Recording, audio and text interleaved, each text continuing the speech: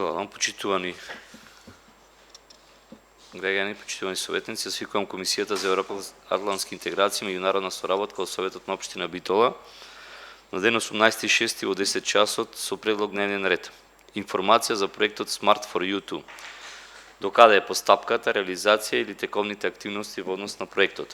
Втора точка, информација за одобрување на проектите аплицирани до Европската инвестициона банка.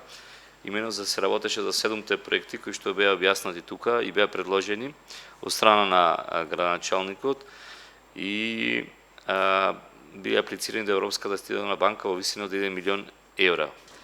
Трета точка, информација со кои готови проекти аплицирали во фаза на аплицирање општина Битола до меѓународните или европските фондови институции. Кој е за вака предложение од дневен ред?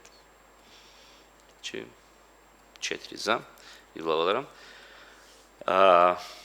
Морам да ви известам, бидејќи службите во општина Битола, односно представниците во делот на овие проекти, дел користеле годишен одмор, дел веќе биле работно ангажирани. Ќе мора да поставиме само точки на дневен ред и да ја продолжиме комисијата тоа кога ќе има представник за ваквата работа. Имено се повикавме на оваа ситуација бидејќи информацијата за првата точка, информацијата за проектот Smart for You 2, се говореше дека Министерството за култура одобри 145.000 евра кои што треба до крајот на годината да бидат искористени од страна на општина Битола, а општината требаше да аплицира со останати 600.000 евра, па бидејќи требаше проектот да биде за таа работа, докаде заглавена или откочена, или се работи, или реализација, или некои тековни активности за објектот парк кој што е дел од офицерскиот дом. Значи тоа ја бараме таа информација. Затоа ќе замолам представниците овие прашања што ќе ги поставиме денес да ќе бидат доставени до надлежните, па кои ќе имаме одговори да свикаме повторно комисија за да може додатна течка на дневен ред. Особено за втората точка, информација за одобрување на проектите аплицирани до Европската инвестициона банка. Значи се работи за 7 проекти. Ние како советничка група, СДСМ и коалицијата, предложивме овие точки да бидат тргнати од дневен ред, се додека немаме одобрени од Европската инвестициона банка дека се одобрени. Баравме информација, доколку имаме, одма да се повика вонредна седница, истите бидат ставени на дневен ред со една точка да бидат одобрени и градоначалникот да потпише грантот заедно со Министерството за животна средина.